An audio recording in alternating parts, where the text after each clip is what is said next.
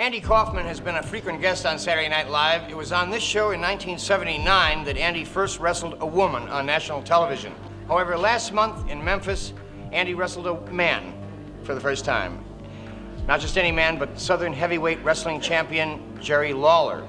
Andy Kaufman continued to take Memphis wrestling mainstream when he appeared on Saturday Night Live with his neck brace, discussing and showing the match with Jerry Lawler and the pile driver that injured his neck. As you said, I was wrestling women, and I went down to Memphis and I wrestled a lot of women down there. And in doing so, I made fun of Memphis and said a lot of things against Memphis and against a lot of the people down there. And so I was challenged by this man, Jerry Lawler. I make my living, I put my food on the table by wrestling, and it's a very serious sport to me. And I don't like anybody like you coming around and making fun of it or thinking that they can do it, just come walking in off the street. So I'm gonna show you just how serious it is, so don't expect any mercy. Kaufman apologized for his actions and said he was done with wrestling. How do you feel now? Well, I just feel I would just like to apologize to. I'm probably never going to wrestle again. I don't plan on ever wrestling again, and I would just. What happened to me, I probably serves me right, and I deserved it. And I want to apologize to all the wrestling people, the promoters and the wrestlers who I've caused any discomfort to for making a mockery of the sport these past few years, and I'd also like to apologize to all the women that I've wrestled and all the women who I've said, who I've offended by saying those nasty things that I've been saying, and I'd like to apologize to the public in general. If I've offended anybody, I'm sorry, and all I can say is I'm sorry, and that I hope that you'll forgive me. Back in Memphis, it seemed like Lawler's problems with Kaufman were over, but he arguably had a bigger problem. The Ugandan giant, Kamala. Pro wrestler James Arthur Harris was visiting his friend and his fellow pro wrestler Dream Machine when he met Jerry Lawler and Jerry Jarrett, who helped him come up with the new gimmick. The character was a vicious Ugandan headhunter with face and body paint. The story they went with was that he was a former bodyguard of a deposed president of Uganda, and he had been discovered by manager J.J. Dillon during an excursion to Africa. J.J. was not his only manager, as Kamala needed handlers to come along with him as well sometimes. Kamala would quickly go on to defeat Jerry Lawler for the Southern Heavyweight Championship. Last Lawler with a right hand. Now he's on him. 1, 2, 3. He beat him. The new Southern Heavyweight Champ.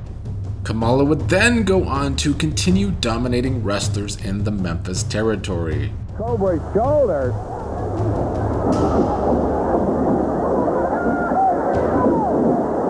About 4 minutes in, and Cobra is hammered out of the ring.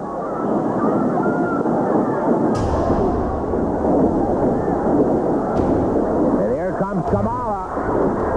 Puts all that poundage on him. 1, 2, 3, and that's it. Karate. He retired from that. He's an excellent boxer. Oh, boy. Dan shoots out a rather weak right hand. Kamala didn't even phase him. 5 minutes past, 55 to go, and Lane is back down on the mat. Broke his stride, and now Kamala's got him.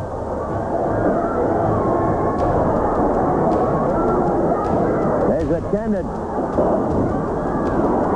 And here comes the big splash. He got him. 1, 2, 3. The Midnight Express, Norvelle Austin, and Dennis Condrey were Southern Tag Champs coming into the summer. Ron Bass was someone trying to take the titles from them. Oh, Fergie.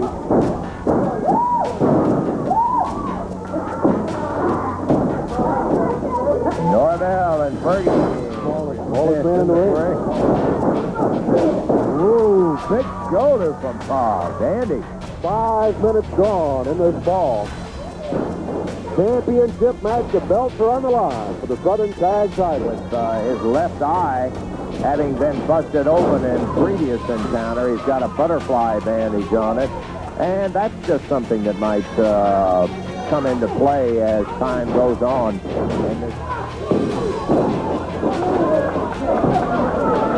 And Dennis Condrey over making noises at Bass. Bass started in to get Condrey, and immediately Condrey ran for the referee and said, keep him out, keep him out.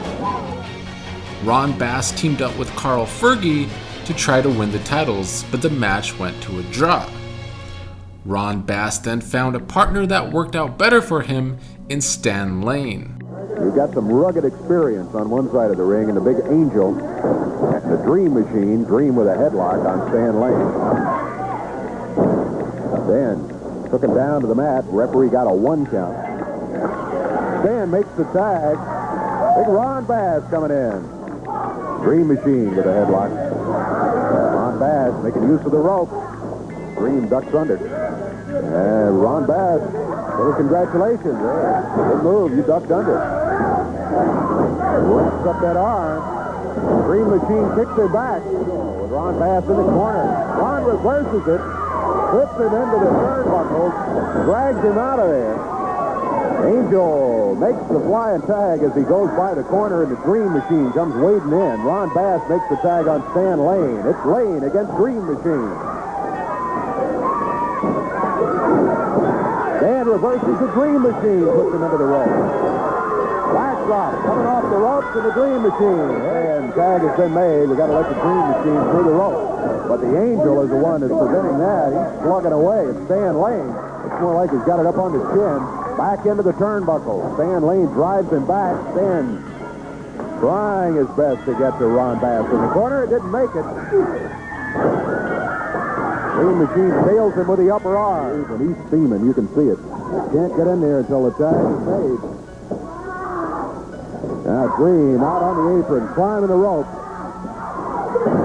Cuts off the top rope, but Stan Lane on his feet waiting for it. Dream tags the Angel. Stan battles him over to the corner, makes the tag on Ron Bass. Big Ron. There's a stampede. 2, 3.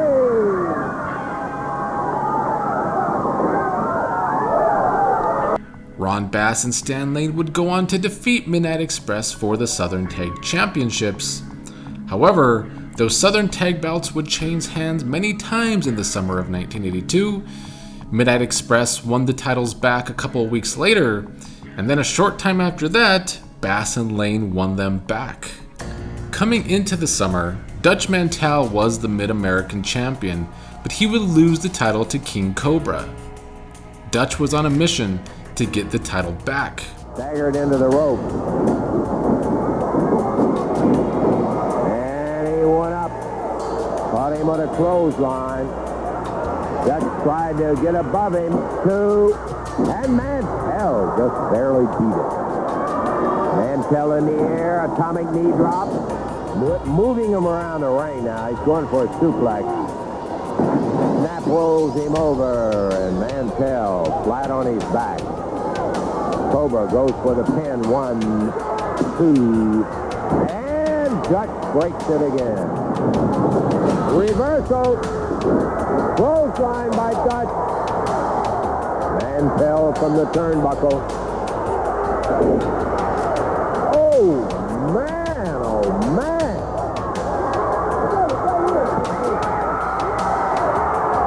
Uh-oh, Mantel picked up his rope. Referee Paul Martin trying to pull it away, gets it, and Cobra takes advantage of that. He's got Dutch down 1. I think Dutch is under the rope, though. He's awful close to it. And Cobra is not the winner. Mantel's foot was on the rope, but his shoulder wasn't under it. And the referee's trying to explain to Cobra he only got a 2 count. Oh, Mantel got another chain. He nails Cobra.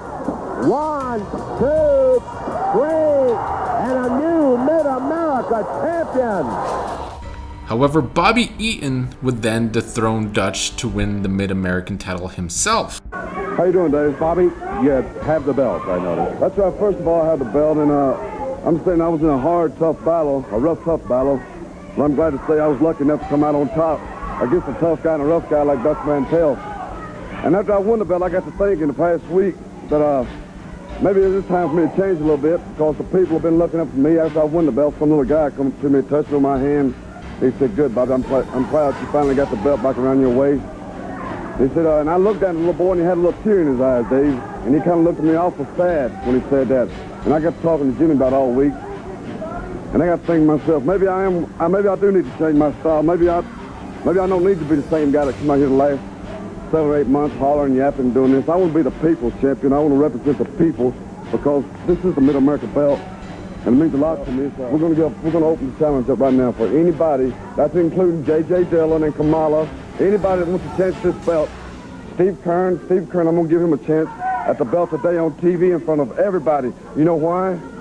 You know why? Because of all the sick, shut-in people, all the rejects, all the retards, all the people in the wheelchairs that can't afford a little bit of money to come out and see me. But I guarantee you, this will be your first and your last time, Dave Brown, to see the greatest athlete in the world, beautiful Bobby Eaton, because I am the Mid-America champion, and I don't care how many people want to sit at home and just wish they could be me, because you'll never be able to beat beautiful Bobby Eaton, the Mid-America champion. Please, get out of here. Hey, I got something to tell you. None of your business, boy. Oh, it's none of my business. Well, I'm going to make it my business, and I'm taking it upon myself right now. Wait a minute. Now, wait a minute. That's Hey, I'm going to ask you a question. I'm going to ask it right to your face, buddy. If you're going to put that belt up against everybody after you stole it from me, and everybody knows you stole it from me, if you're going to put it up against me. Why don't you give me a rematch? You're out here, kids are crying for you and all that. Well, I'm not crying for you. Why don't you put it up? Answer me that and tell 350,000 people out there why you won't put it up against you me. just shut your mouth just a little bit here. Let me tell you something. The ladder's real tall, Dutch Mantel. It's got a lot of steps to the ladder. And you're on the very bottom of it, boy. I done beat you so many times I can't even count them. You beat me, huh? Yeah, I beat you. you. Never beat me, buddy. I'll beat you. No, you never beat me, Dan. Hey, don't put your hands on me again, boy. Hey, you want to crawl in the ring here, buddy? Let me dust your class. Oh, come on, hey. Come on, old boy. Come on. Wait a minute. That's just a minute. Hey, now do something. Hey, you too. Hold on just a second, but if I ever interfered in any of your matches, wait a minute, just a second. If I ever interfered in any of your chances for a title shot, if I ever interfered in any of your matches, can't you get disqualified? No? Hey, shut up, Eaton. Nobody has your fat lip. Hey, don't yell at me. just wait just a second. Both will get on you. Hey! Wait just a second. Wait a minute. You better watch him, Kern. Yeah, well, let me tell you something. Right now is my opportunity, right? Now, you're out here. Now, I know you want him just as bad as I do, but this is my opportunity. Kern would get his shot. Headlock got Eaton off his feet. Fires him across the way into the rope. Rolls him. Kern made good use of the feet, and he ends up with the advantage on the hole. Using the right hand, the foot. Kern back in the corner. Referee trying to back him up. Finally does, but Kern battered down to the mat. But it would go to a time limit draw. What is it, Jimmy? Well, first of all, I am sick and tired of sitting back here. You know, once again, my time is very, very valuable. And once again, I have to sit out here. I'm on the end of the show again. I have to listen to Dillon and Lawler and Kamala and Dillon and Lawler. I am sick up to hear this. The people don't want to hear these people. They want to listen to Jimmy Hart and the First Family. I'm like E.F. Hutton. That's what they want to hear, baby. And I'm listening to these bunch of jerks. Now, let me tell you something, baby. This is the Mid-America champion. Now, would you like to interview the Mid-America champion, or would you like for me to interview the Mid-America champion? Right, beautiful? Now, the Mid-America champion, you interview him, or I'll do it myself. Never mind, I'll handle it. First of all, Lance, not tell your friend Howdy Doody last week that I was going to be the People's Champion. I did not tell you that day last week I was going to be the People's Champion. I was going to defend this Mid-America belt against anybody and anyone. That's including this little chump in the ring right now, Bill Dundee. And I told you that last week I was going to go in the ring with Steve Kern and defend this belt, and that's what I've done. I'd like to beat that boy's head completely off his shoulders. And now, everybody's talking about they want to shout this Mid-America belt. Well, you're not giving me enough time out here to represent this Mid-America belt. You're giving all the time to J.J. Dillon and all the time to Kamala. Well, if they're so much the big champions, why don't they sign a contract or get in touch with Jimmy Hart, and I'll put this Mid-America belt up against Kamala, J.J. Dillon, Steve Kern, Jerry Lawler, anybody wants a shot, Bill Dundee. All you got to do is get in touch with my manager, Jimmy Hart. Now, here's somebody who would love to have a, come on now, Dutch. Hey, you're just the guy I'm looking for. Shut up. You want the booty, Dutch? Hey, get out of here, man. You're at the bottom of the list. That's where you need to be. The eyes are Texas are right. Hit me. That's right, big man. The eyes are Texas are both you. Let me say one thing right now. Let me tell you, wait a minute, Bill. I'm going to say one thing. You're a spineless coward, buddy. You going to put up against everybody? Lawler or whatever, you're a spineless coward. What? Just let me, hey, just hang on. We let you talk, big mouth. Just listen. If you beat the hell out of him today, I ain't going to get a title shot. He ain't going to give you one. He's going to take his little belt and he's going to go home. So, you can beat him. Everybody knows that. And I can beat this jerk. But I can't do it with him helping. So if you'd sit in my... No, I'll tell you what. If you just pull another chair up, sit right behind the snake, I'll wrestle this clown, and I'll beat him. What do you think? Before Dutch would get a chance to get his title back, Bill Dundee defeated Eaton for the Mid-American Championship. Reversal by Eaton. Dundee into the rope. Leaps over. Hart trips him. Dutch has got Hart.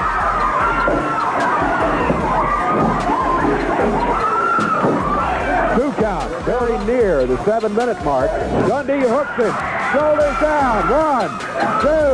Eaton breaks out of it. It's Bill Dundee. Eaton into the rope. Mantel trips him up. Dundee slices on top. 2. Knocked back into the ropes by Bobby Eaton.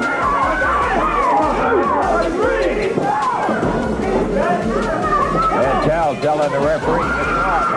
I'm not going to touch him. Flying press. 2. He got it!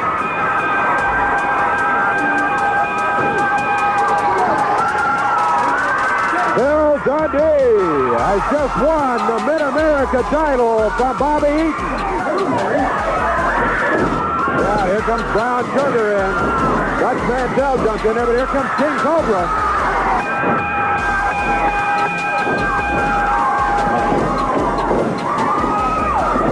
Jimmy Hart, Sweet Brown Sugar jumping up and down on Dutch Mantel, Cobra. He's been eaten out of the action. After losing the Southern Heavyweight title to Kamala, Lawler fell back into his feud against Jimmy Hart and his first family.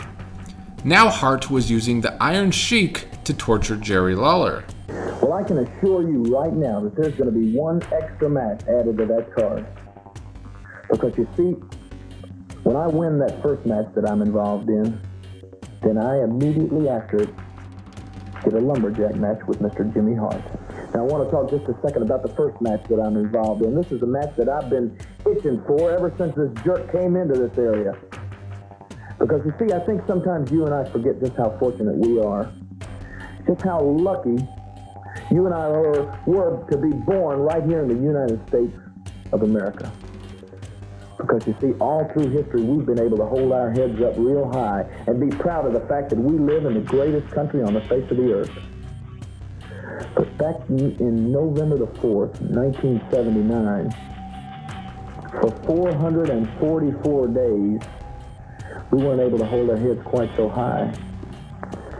Because you see, a little small, insignificant country as compared to the United States called Iran took 52 of our Americans and held them hostage for almost a year and a half. And because we had a man in the White House that didn't have enough guts to stand up to them, we had to suffer the shame for 444 days. That's the people of the United States, not to mention the 52 hostages, what they had to suffer through. Well, let me tell you something, Mr. Iron Sheik. You see, ladies and gentlemen, he is from Tehran, the very city that they held the hostages in. And he's proud of that fact. And he wrestled for Iran in the Olympics and won a bronze medal, and he's proud of that. And he hates the United States where he is today, and he is proud of that. And he hates you, and he hates me, and he hates everybody over here. Well, let me tell you something, jerk. The feeling is mutual. I want you to understand that. And when we get in that ring down there this week, you're going to be in there with somebody that's not afraid to stand up to you. And I'm going to make it so hot and heavy on you, I'm going to beat you so bad that you'll want to get your stinking butt back to that hellhole that I call Iran, and you want to stay there, and I wish you'd take every other stinking Iranian with you. I'm going to make it so hot and heavy on you in that match down there this week, Iron Sheik, that you won't want to ever hear USA, and you won't want to ever see me or anybody from the USA again. I can assure you that. Is he through? I hope you are through, Lawler. Let me tell you something, baby. You just fed everybody so much bologna, you could fix 1 million bologna sandwiches, boy. Who are you, Captain America? Mr. USA? Well, let me tell you, baby, I know what I need to beat you. First of all, I have never run from you in my life. I have never run from you, and the people know that.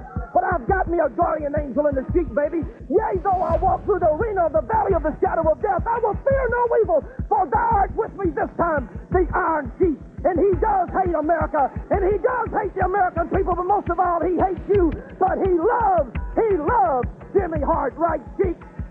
خدمت همه شنوندگان ایرانی عزیز سلام عرض میکنم و موفقیت همه شما را آرزو میکنم. Mr. King Jerry Lawler, if you think intelligent enough to you come and talk about politics, why don't you call American government and ask him what happened to John Hanky very soon he walked in the United States street. Mr. Jerry Lawler, I'm going to tell you right now, I hope you American people have enough oil and gas to come this week, and you're going to see it, what I'm going to do it. You're going to see people, you bring your American flag, you call USA, you call whatever you want it. Swear to Ayatollah Khomeini, this week, I'm gonna probably break your rib. I'm gonna suplex you from right to left, from left to right. But you think who I am? You think I'm that cartoon Andy Kaufman? So you suplex me? You think that 22-inch neck? You think that 22-inch neck is Andy Kaufman neck? You think I'm the pencil neck? You think I have a pencil arm? Remember, I tell you people, I hate you. This week, you're gonna find out why all countries, they call me the Iron Sheik, the greatest activist in the world. I hope you people have enough gasoline to make it this week. Lawler would go on to defeat Iron Sheik by DQ when Hart tried to interfere. Thus, Lawler got his shot at Jimmy Hart, but Hart defeated Lawler after interference from the Iron Sheik. Bill Dundee and Kamala. Now, in this one, Bill Dundee had told us before the match that he had a strategy. He said he had a strategy that he thought would work and that he could defeat Kamala, a man who weighs almost twice as much as Bill Dundee. He put the strategy to use, and I think maybe Bill proved that the strategy will work if other things would not have happened. Here's what we're talking about as we watch the tape.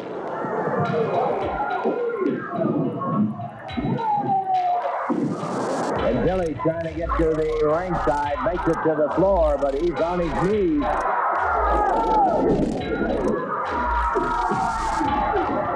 And Dundee's going after him. Maybe a mistake. Kamala bangs at him. Bill's still swinging as he went down, and Billy falls out on the floor. And he's fighting Kamala to try to get wrestlers to match strength, because I don't think it would be possible. Bill Dundee got a shot at Southern Heavyweight Champion Kamala, but Kamala's handler got involved. Kamala just missed him. Staggers to the floor.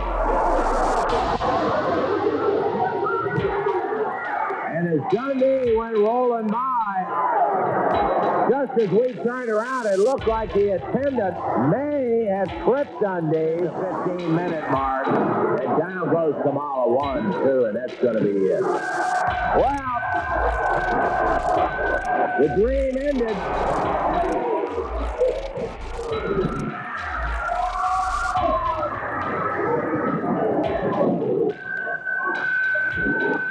This brought out Jerry Lawler. Here comes Lawler. Kamala goes right after him.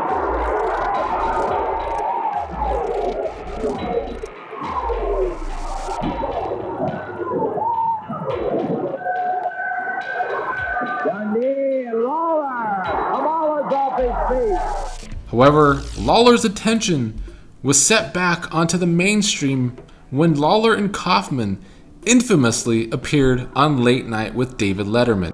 When I see Jerry here, I've never seen the man in person before. To me, you'd have to be nuts to want to get into the ring with this guy. He appears to be maybe twice your weight, and he's better looking.